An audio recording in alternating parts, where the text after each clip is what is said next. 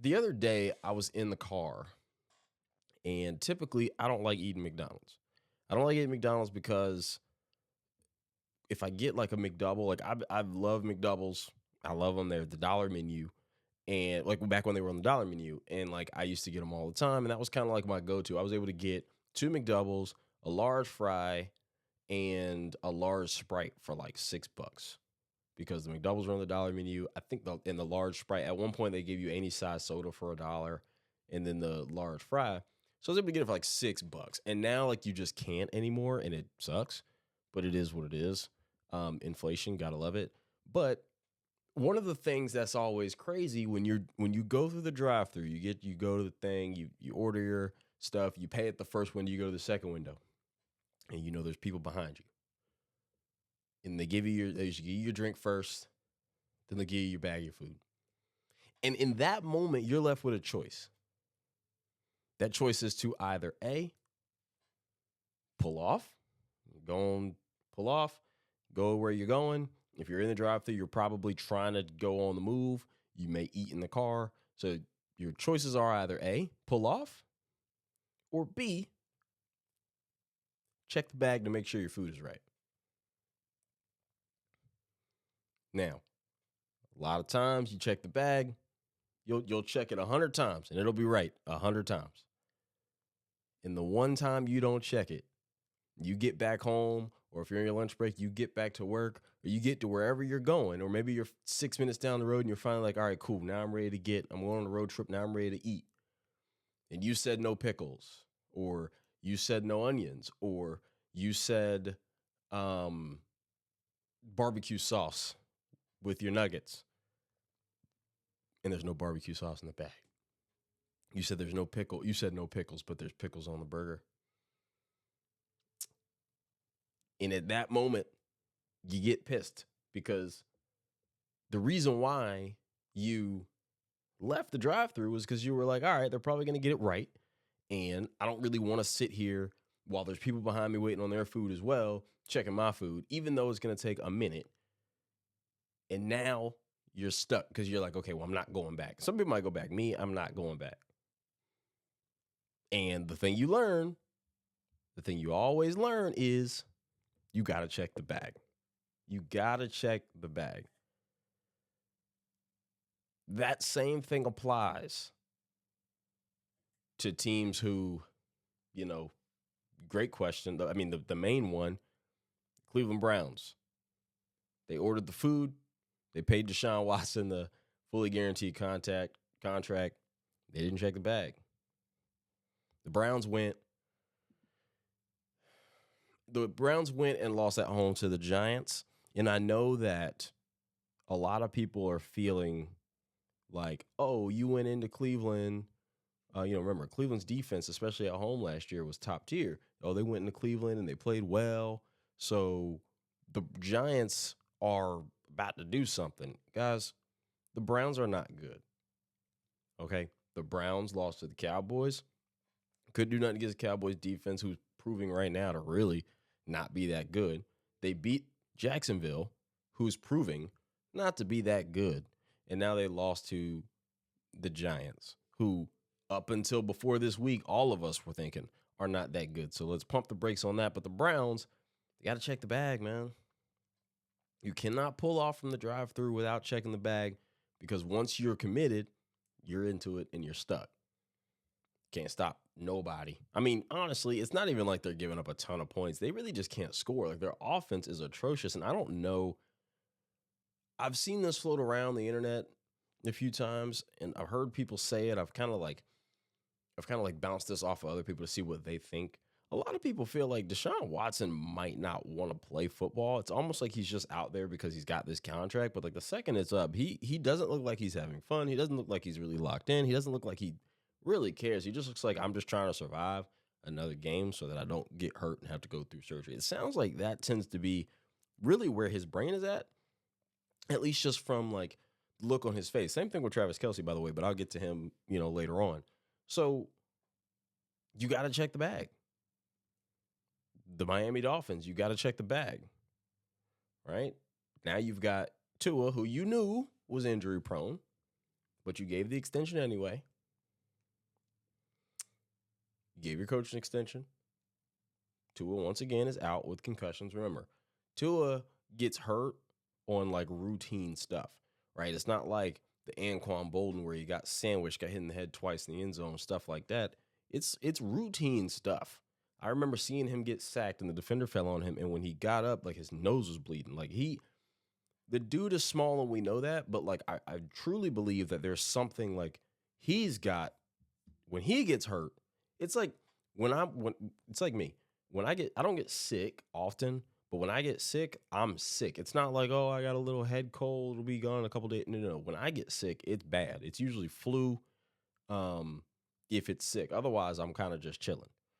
Allergies or whatever, but I'm not, I don't really catch colds. It's usually either the flu or it's allergies.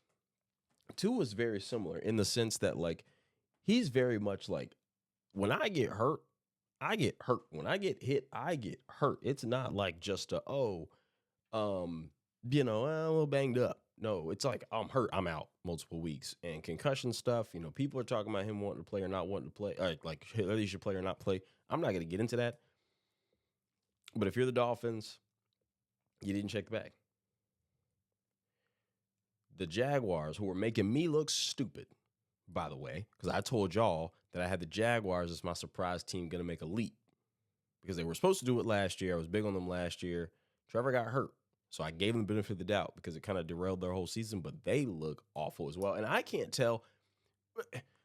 Getting into it with the Jaguars, it's so hard because I can't tell them. They got blown out Monday night or Sunday night. Monday night, they got blown out. But the other games, they weren't getting blown out. They were just losing close, right? They lost to the Dolphins in overtime, last second field goal, and they lost to the Browns by 5. But they lost to the Bills by 37. And it's like, you start to wonder, is like Trevor Lawrence regressing? Like what? I would love to hear from somebody who is just someone who's like big into that space that can say, oh yeah, all right, so if you watch the film, this is what his footwork was. Then he got when he improved, this is what you were seeing, and now you're seeing some old habits, or you're seeing like it really feels like now. Last year, one of the Jags wins was against Dallas. They had that comeback win. No, 2 years ago, they had that comeback win against Dallas. They won that playoff game that year, and it was just drags underneath, and if they bite on the drag, there was just a post behind. Like it was really, really simple stuff. It felt like. So what you wonder if either A, it's so simple and defenses are like, all right, we know how to stop this, or if it's one of those things where it was simple for Trevor early because they kept it simple, and then once he got older, they decided to give him a little bit more, add some nuance to the offense, and maybe he's not picking up on it. I really don't know, but something has to change because you just paid him, so he can't go anywhere, and it sucks because that means that's the next person to go is the coach, and he's kind of too talented to have just let him walk. But if y'all remember, I said Trevor Lawrence needs to play the Kirk Cousins card. This was back when I was putting the blame on Jacksonville for no success. He needs to play the Kirk Cousins card, get on the franchise tag, play on it, get on the franchise tag again, play on it. This is fully guaranteed, by the way, and then walk and just go somewhere else and make a lot of money going somewhere else. I made the little fool like, oh, well, Dallas doesn't sign Dak. Jacksonville doesn't sign Trevor. Dallas goes gets Trevor. Jacksonville goes gets Dak. That was like my galaxy brain idea. Obviously, they both signed, but that was what I said. I was like, that's what Trevor should do. Kirk Cousins laid the blueprint out. He should follow it. He didn't. He signed. It is what it is.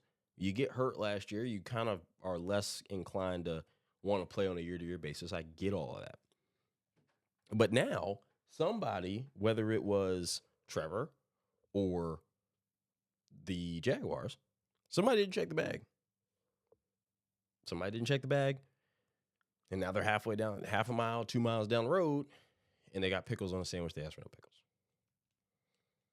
Speaking of teams who I won't say didn't check the bag, but we're still trying to figure out if they're good or not, is the Bengals, who lost to Washington.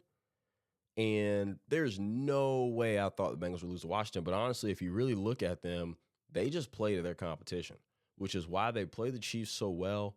They get up for that game every time they play them. They think they're better than them. And they think that every time they lose, it's because they are cheated, even though every penalty is a penalty and yada, yada, yada. I think that they just, like they just are like, oh, okay, we're going to play the other team's style of football today. Every single time. Like they don't impose their will to a point where it's like, oh, you're playing the Bengals, which means this is the style of football you're going to play today. So if it's a shootout, they'll shoot out. If it's a grinded out defensive game, they grind it out defensive game. And if it's in between, like the Chiefs game, it's in between. But for some reason, why can your offense not score when the other team's offense can't score? Why is your offense putting up 10 points at home against the Patriots? We just saw the Jets put up 24, and it was easy for them on Thursday night. Why is it that, but then all of a sudden, you play Washington. I know that they're different teams and different defenses. I get that point. But why do I have this feeling that if the Patriots would have scored 28 points in that game, that the Bengals would have scored 24? So they always play to the competition. They all it's going to be close, which is why I don't know if the Bengals are actually good. I mean, I'm looking at their schedule here, moving forward, and at 0-3, I don't want to write them off. They've got the Panthers, Giants, Browns, 3 of their next 4 games. Now, again, all 3 of those teams have more wins than the Bengals. But, and I would have thought that they were better than the Commanders. But being better is not, the better team doesn't always win in particular, individual games. They're playing to their competition, which means that whoever the Bengals take the field with, they are just as good as the Bengals are. So they're not better technically when they step on the field, and that's a coaching thing. So now you look at Zach Taylor. All right, why can't you get your guys to lock in and focus, even against teams like Washington, against teams like New England? Which is why, even though they're not as good as the Chiefs, the games are just as close because you're not locked in and focused. You're locked in and focused against Kansas City, so you see how good you could be, but you're not locked in and focused elsewhere. Are you going to lock in and focus in Carolina this weekend? I doubt it. Y'all might say, oh, well, 0-3, we can't go 0-4. We absolutely can't. And you're absolutely right. You can't. But do I trust you to lock in against Carolina? I don't. So, I don't know what to make of the Bengals. I also, now, somebody who is making me look like a genius, well, 2 teams, one team, one person's making me look like a genius. The person's Josh Allen. I told y'all, I said Josh Allen might win MVP because they are very Josh Allen centric, but they still run the ball. They're going to win a bunch of games. Nick Wright made a point on his podcast, and I think he made it on his TV show, that this Bills season is eerily similar to the 2022 Chiefs season, which was the year they won the Super Bowl 2 Super Bowls ago, the year after trading Tyreek Hill. They traded Tyreek Hill in the offseason in Miami. It was kind of like a retool year it was supposed to be. Not a lot of people thought they were going to be that good. And they ended up leading the league in scoring. And obviously won the Super Bowl. Mahomes won MVP. And the Bills are doing very similar things. They traded Diggs, traded offseason. Looked like it was going to be rebuilding. A lot of people were down on them. Lost Gabe Davis in free agency. And they are leading the league in scoring. Obviously, it's only through 3 weeks. But in Josh Allen right now, looks like he's the MVP frontrunner if we were to stop today. So, Josh Allen's making me look good. The Vikings are also making me look good, man. Look, I tell you, sometimes I won't call myself a prophet, but I told y'all Minnesota. This is going to lead into the next thing that I want to talk about. So Minnesota went home. Their home field advantage is crazy, but they went and they made Houston look sorry. Houston's offense looked very good week 1. Defense looked shaky. Week 2, Houston's defense looked very good against the Bears. Offense looked shaky. And today, they both look sorry. They both look sorry. So next week they play Jacksonville. And if Jacksonville plays the way Jacksonville's been playing, then they're both going to look good, offense and defense. That's what I'm talking about for Texans. But it's a divisional game. It's at home, so it's in Houston. They get to go back home. And coming off of, like, a lot of times when teams come off of getting their ass whooped, they come out with some fire. So, I'll get to that game shortly because, like I said, I've been gambling. But Minnesota, 3-0. I know it's just 3-0. I know Sam Darnold has started 3-0 before, but my biggest thing wasn't about Sam Darnold. It was about being well coached defensively, being well coached offensively, and not just from an offense or defense standpoint, but also from a point of, like, they're prepared. Like, they've got a game plan that always seems to work. So that is kind of where, that's kind of where I'm at with it. And that's why I thought Minnesota was going to be good. I still don't know exactly how good, but like I said, I think that they can get at the Packers. I think they can get at, they got Packers, Jets, Lions, Rams next. That's going to be 4 up-in-the-air games. But you start 4-0, and you play 500 the rest of the way, you're going to the playoffs at 11-6. Like, once you start 4-0, you can almost lock in the playoffs if you just win half your games the rest of the way. It does get tough from a team standpoint. Packers, Lions, Rams. The Jaguars are no longer, whatever. I'm not really trusting the Bears, but you got the Cardinals who are feisty, the Falcons, and you got Seattle, Packers, Lions. That ends your season. But these are also teams that I feel like they can get after because offensively they've got weapons, man, and they can score. And defensively, they've only get the Niners scored 17, but the Giants scored 6 and the Houston Texans scored 7. Like, they're not even giving up points. It's hard to score on Minnesota. And Flores has got that defense running around. They are disguising stuff. They're blitzing. It's difficult to deal with. And if the Packers decide they want to bring Jordan Love back this week, it's going to be difficult for him to come back, not playing in a couple weeks with the knee. Don't know how mobile he's going to be. You pick the Vikings to win that game in Green Bay. Aaron Jones is returning to Green Bay. I don't know. But what I do know is I kind of expected the Vikings to do this. They're doing this, and I love it. Now, I need to go ahead and kick a team's back end real quick. Before I do that, obviously the Saints came back down to earth. Their offense came back down to earth. The Steelers, the Chargers are starting. Those injuries are really starting to pile up. But, the Chargers don't want to play no defense. I knew there was going to be. The Chargers don't want to pass the ball.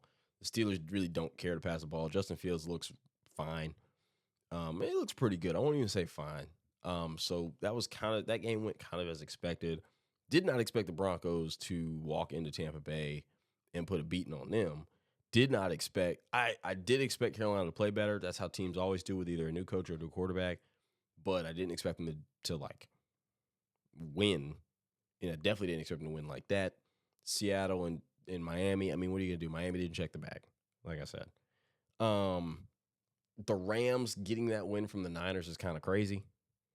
The Niners, they're missing a lot of guys, and they're always missing guys. Like, their top guys, Debo, always hurt with something. Kittle, always hurt with something. McCaffrey, who played, I want to say he played all season last year, but typically is always hurt with something. Like, you can have all these stars, but, how much value do they really have when they're always having to miss time?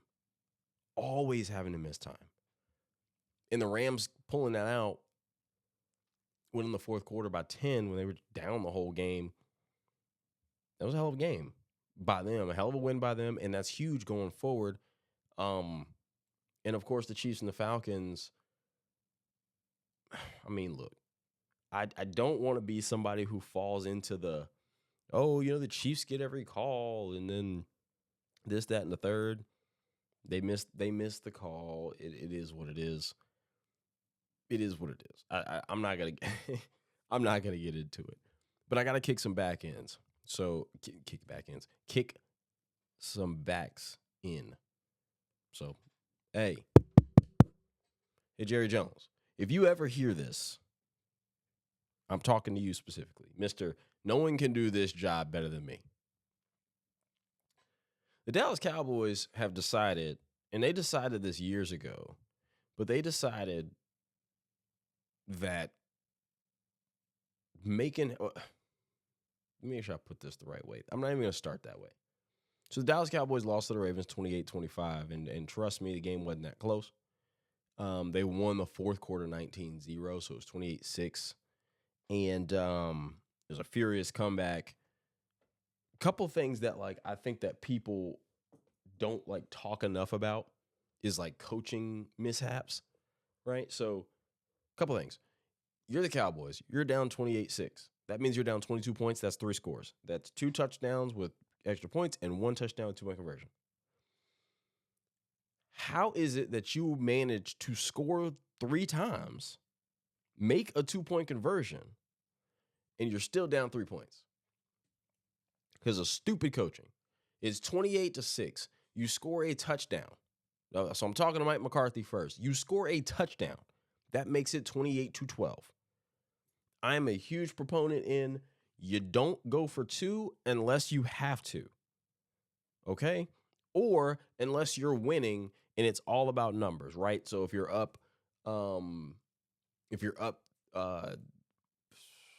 looking at here? So if you're up 6, you score a touchdown, and now you're up 12. So you're up 2 possessions. So now you're trying to make it 14 as opposed to 13. That way, 2 touchdowns only ties the game. It doesn't beat you. That you go for 2. Otherwise, if you're losing, don't go for 2 until you have to, because when you go for 2 and don't get it, you now add another score that you need. Okay? So you're down 28-6. You score a touchdown, 28-12. Let me tell you what I would have done. Kick the field goal. That's 28-13. I know this sounds like one of those things where it's yeah, hindsight's always 20/20, but I'm literally saying this kick the I've always went by this. You don't go for 2 unless you have to. Kick the field goal, 28-13.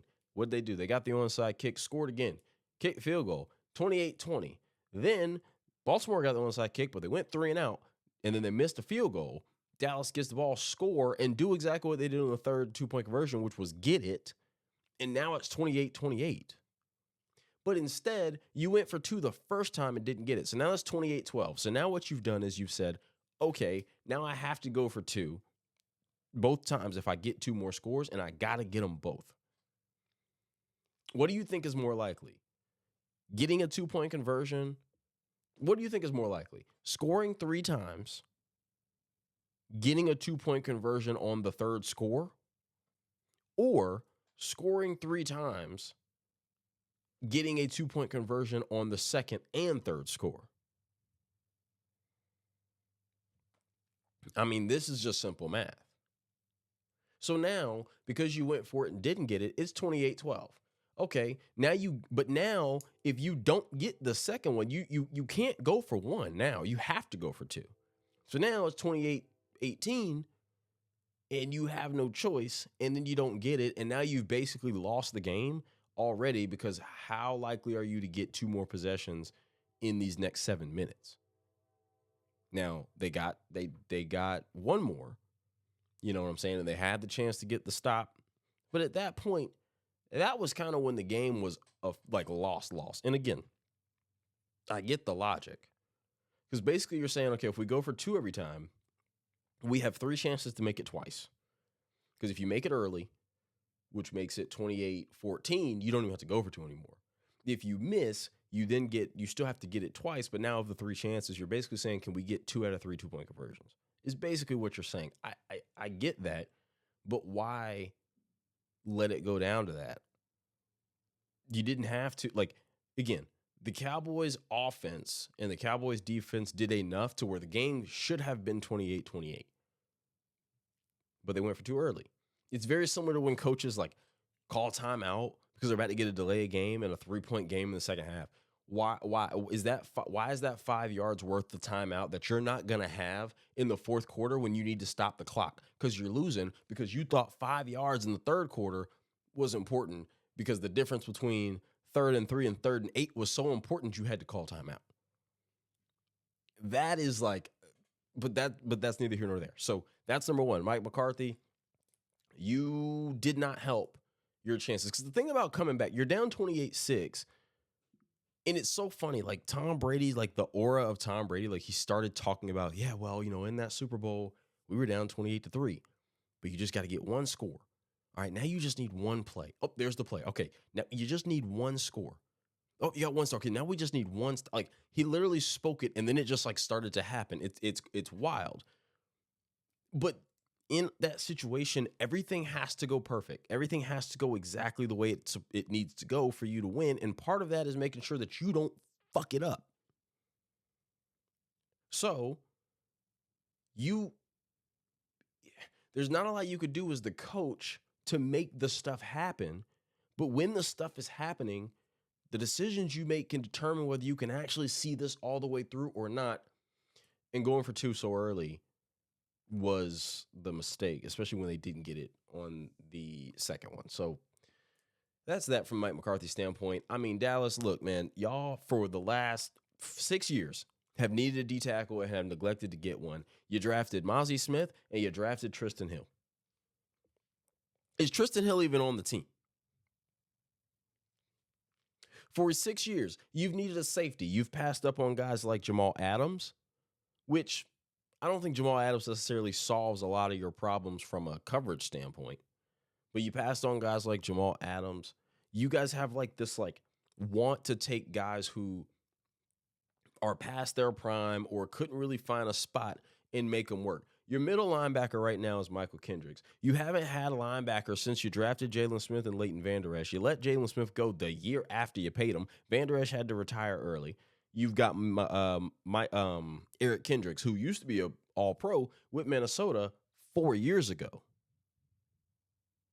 Let's talk about the safety position. Well, you're going with Donovan Wilson and Malik Hooker. Malik Hooker, remember, he tore his Achilles back when he was with the Colts. He was solid, and so now he's just a regular dude. He's solid, but they're not playmakers. Who did you want to go with all that time before that? Jeff Heath. Anybody who remembers, it's a Cowboy fan especially, but anybody who remembers just the Cowboys, it's always Jeff Heath, the white dude who's just always in the right spot. When you overthrow it, he picks it off because he's always there. But you know what he's never doing? Breaking up passes. Actually making the play. He's just there when your quarterback does what Trevor Lawrence does and overthrow a guy by 5 yards who's wide open when there's no pressure.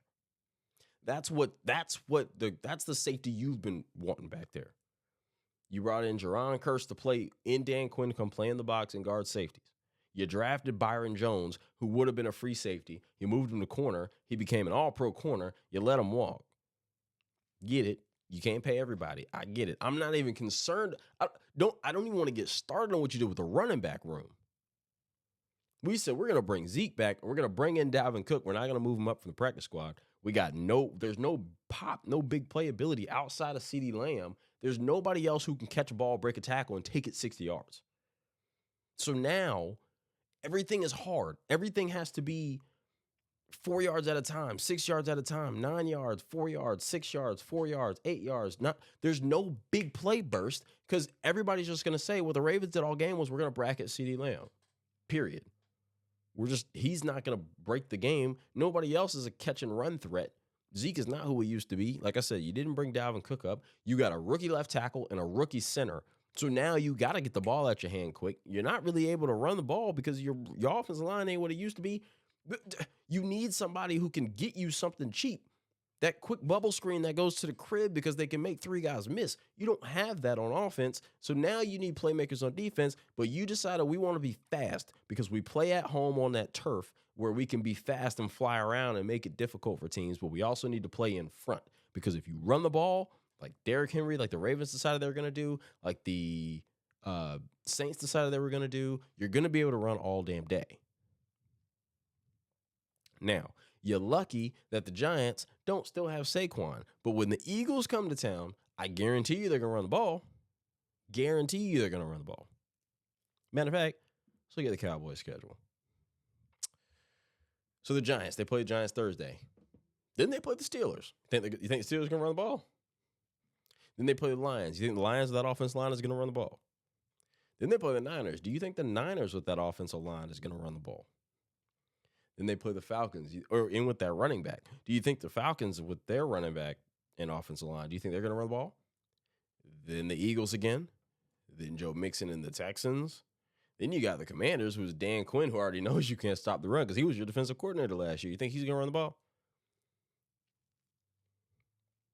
This is not going away. Rico Dowdle leads your team in rushing yards with 88 through 3 games.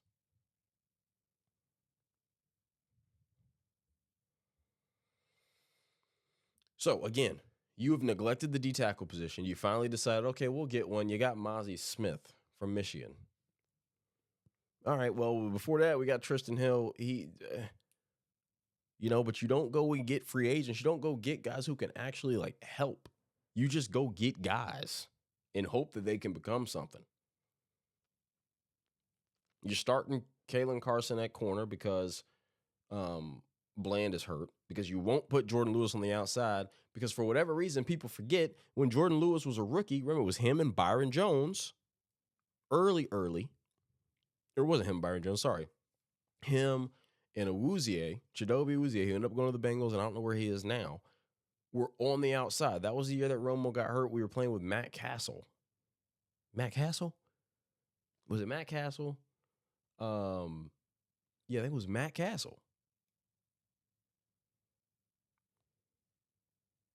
So, I mean, the point is, you can't sit here and neglect. They said, oh, yeah, we're all in. You know what they did this year? They drafted a tackle, an edge, a guard, a linebacker. Maurice Liufau from Notre Dame, number 35. He started last week. Started linebacker next to Kendricks. Kalen Carson starting corner. Your guard who's starting at center, Cooper Beebe, and Tyler Guyton, your tackle who's starting. You're starting 4 rookies. Yep, you're starting 4 rookies, 2 on offense, 2 on defense. But you can't stop the run because you got middle linebackers who you don't have good middle linebacker play.